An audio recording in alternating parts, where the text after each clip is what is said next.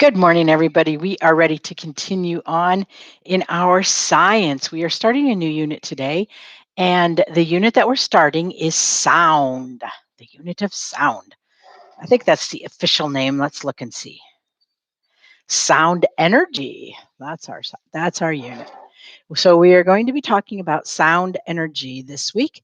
The first thing that we're going to begin talking about is a man who is credited with inventing the telephone.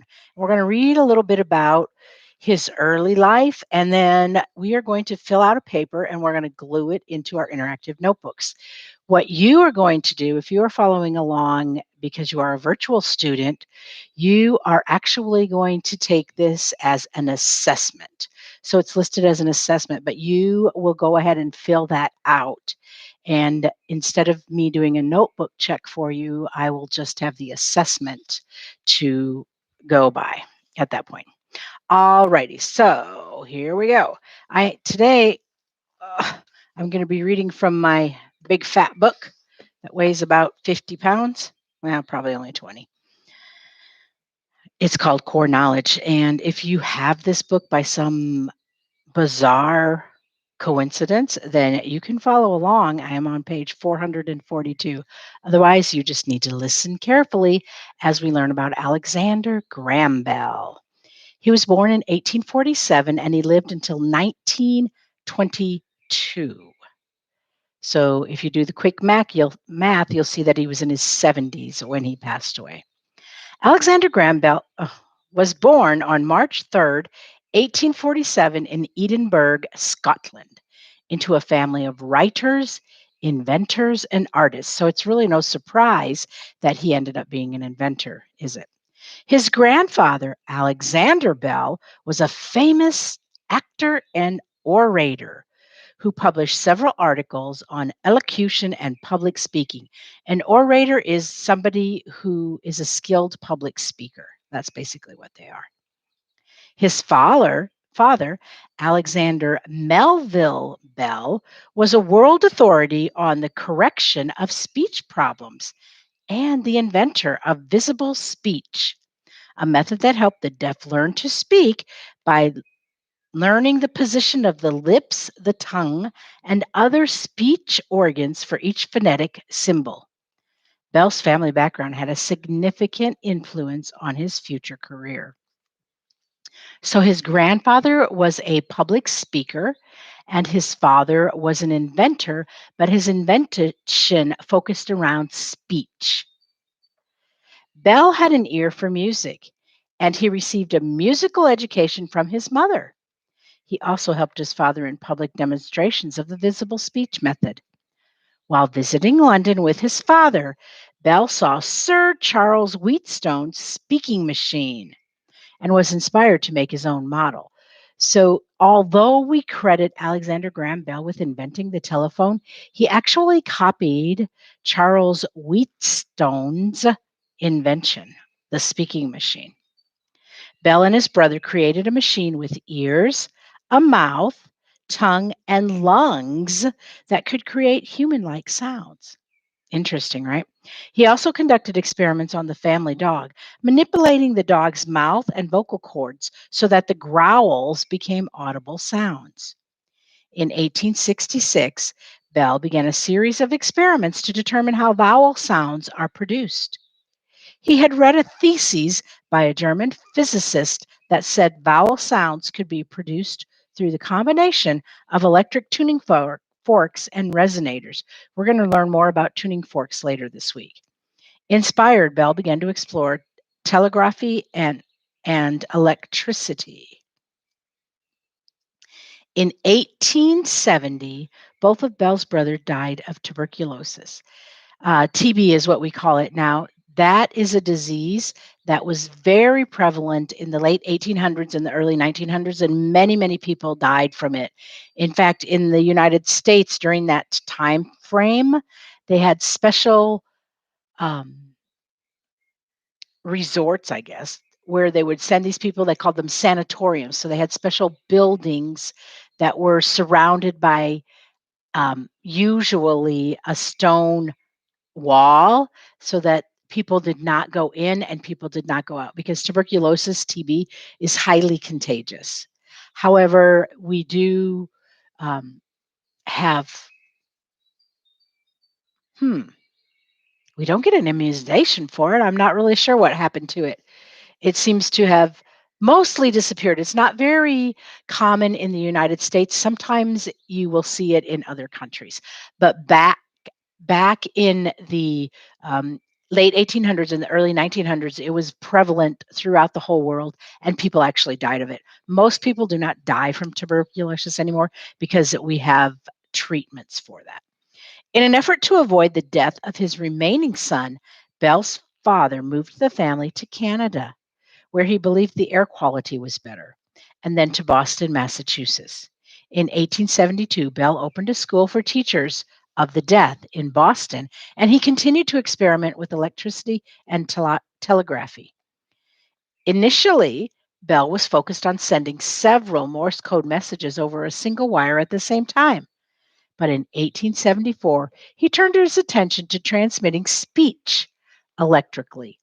Bell found an assistant, Thomas Watson, and began a series of experiments to develop the telephone. Bell used the work of several scientists as a foundation for his telephone experiments, and he determined that it would be possible to pick up all of the sounds of the human voice by using a harmonic telegraph. The first telephone that Bell created transmitted recognizable voice sounds, but not words. After many experiments, Bell finally developed a machine that transmitted recognizable words. In March 1876, Bell sat in a room and spoke into the phone. His assistant, Watson, in a different room, heard Bell say, "Mr. Watson, come here. I want you." Bell was issued a patent for the first telephone on March 7th, 1876. He was only 29 years old. Bell exhibited his telephone at the Centennial Expedition in Philadelphia and began a series of public demonstrations around the United States and in England. So the Centennial Expedition would have happened in 1876 because that would have been 100 years after the United States was declared independent from Great Britain. So that is what we're talking about when he says the Centennial Expedition. So that would have been in 1876. In 1877, the Bell Telephone Company was established to bring telephones to the world. Although Bell is most famous for creating the telephone, he continued to work as an inventor and a teacher throughout his life. In 1880, he patented the photophone, which was based on his work with the telephone but focused on transmitting words on a beam of light. His work in this area laid the foundation for the fiber optic technology that we use today. In addition to inventions for improving communication, Bell developed a variety of designs for airplanes, kites, and hydroplane watercrafts. A hydroplane is an airplane that goes across the water, basically. He also experimented with early forms of air conditioning. Nice. In all, Bell received 18 patents for his inventions. Alexander Graham Bell died at the age of 76 in 1922. Well, look at that. We already knew how old he was because we had figured it out mathematically. All right, go ahead. Oh, no, you don't need your interactive notebooks, but you're going to follow along with me. Let me pull this closer while I fill out what is essentially your assessment, because this is information that you are going to need for your checkpoint and then eventually for your test on sound. And it's about Alexander Graham Bell. So, the first question: Alexander Graham Bell's grandfather was a famous actor and what? That's right, orator. And we spell that or, eight, or.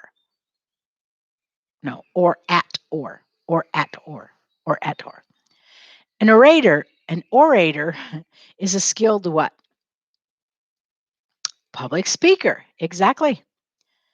Alexander Graham Bell's father was the inventor of a machine. What was that machine called? Visible speech. It was called visible speech, a method that helped the deaf learn to speak. Visible speech is a method that helped the deaf learn to speak. Alexander Graham Bell had an ear for music, and what kind of an education did he receive? A musical education, of course. He had an ear for music, and so he received a musical education from his mother. While he was in London, Bell saw Wheatstone's machine and was inspired to make his own. What kind of a machine was that? What was it called? That's right, it was called the speaking machine. The speaking machine. In 1866, Bell's curiosity led him to determine what sounds are produced. Open sounds, which are vowels. You remembered. Good. Vowels. You can sing the vowels, but not the consonants. A, E, I, O, U, but not the consonants. B, B, K, S, D. Can't sing them. In 1872, so vowel sounds is what he was talking that he was learning how vowel sounds were produced. In 1872, Bell opened a school for teachers of what? Yes, teachers of the deaf. And he continued to do his experiments. In 1874, he met Thomas Watson and he began to experiment to develop what invention? The telephone. Yes, a very important invention for today. I don't see very many people that do not have a telephone attached to them on their hip, in their pocket, in their purse. In 1876, Bell was issued a patent for the first telephone. He was only how old? Right, 29. That's really young to have your first patent. And he became a very wealthy man. In 1877, what did he establish? What was the name of the company that he established? Sure, he named it after himself. Bell, that's his name. Telephone, that's what he invented. Company, Bell Telephone Company. That one's pretty easy. Bell is most famous for creating the telephone, but he continued to be an what? An inventor. He continued to invent. So he continued to be an inventor and a teacher throughout his entire life. And the word telephone, if we break it down into its two parts, telephone, tele, if you remember from our Latin root, means distant or far. We already had this Latin root. You should know this. Phone, we've already had that as a Latin root. That means sound. Phone means sound. And there is one last question on here that I want you to think about before you answer. Alexander Graham Bell's family had a long history with jobs that had to do with sound. His father was an orator, so he was a public speaker. I mean, his grandfather. His father um, had a machine called the visible speech machine. So he was an inventor, but he invented things that had to do with speech. So with speaking and sound. And this made Alexander Graham Bell want to learn about it. His curiosity led him to do research and conduct experiments. He never stopped learning and he became an inventor of many things. So this is your last question. It's a three-part question. What is one thing that you wonder about? Make sure you answer it in a complete sentence. For example, you may say, I wonder why the sun rises in the east. Whatever you want, whatever you're curious about. Number two, how can you deepen your knowledge of that? You have to answer that in a complete sentence. How do you think you would be able to find out more about why the sun rises in the east? Now, I'm not saying that's what you should use. You should use whatever it is that you are curious about. And then number three, think about something that you might want to invent and write it down. Tell me about it. And so that's what your last question is. And I want you to go ahead and do that for me. And when you are finished with that, you can click submit. And that's the end of today's lesson. No notes. You're just taking the assessment. You guys have a great day. And we will be back tomorrow to talk more about sound, where we're going to learn about vibrating. Have a great day. Bye, guys.